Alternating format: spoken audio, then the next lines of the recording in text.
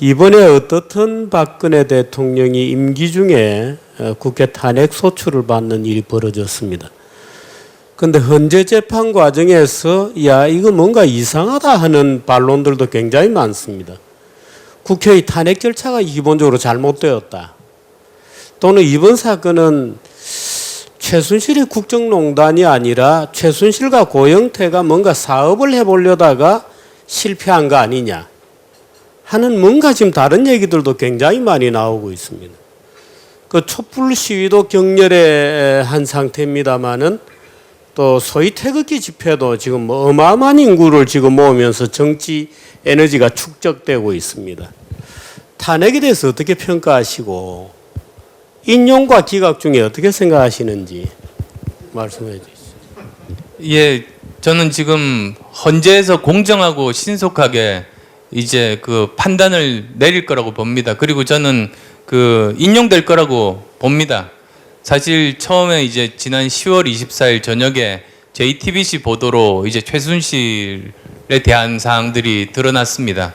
그때 제일 먼저 제가 접촉했던 곳이 사실은 펜실베니아 대학 지인들입니다. 거기가 제가 그 워튼 스쿨도 나왔지만 거기 공대 공학 석사도 했습니다.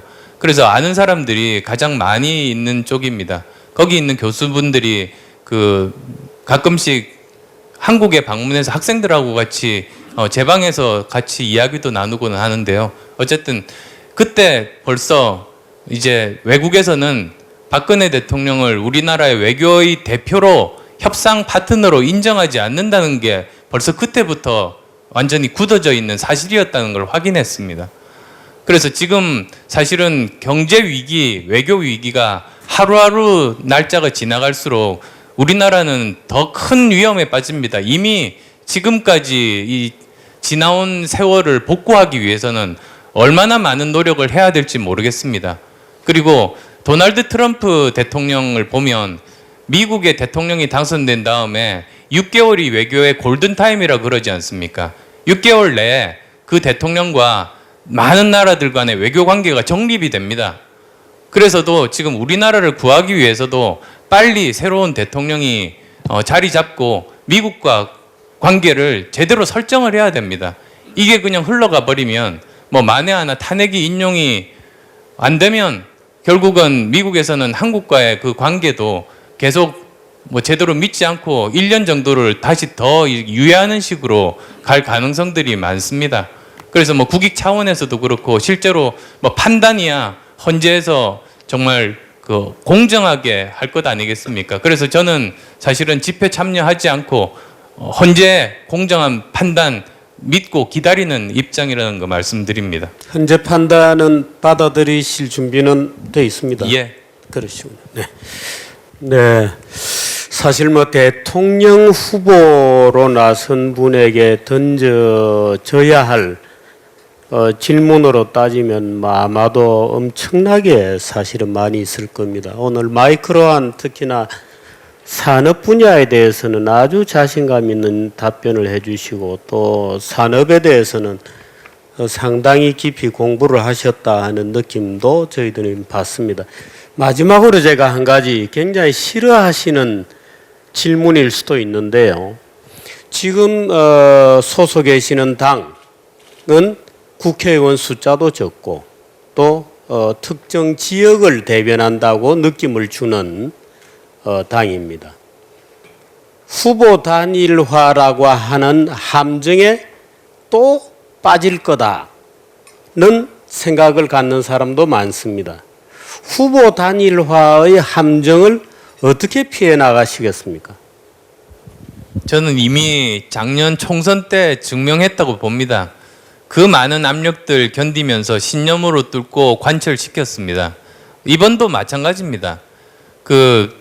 항상 제가 이제 특히 정치부 기자분들 만날 때마다 듣는 질문이 연대론입니다.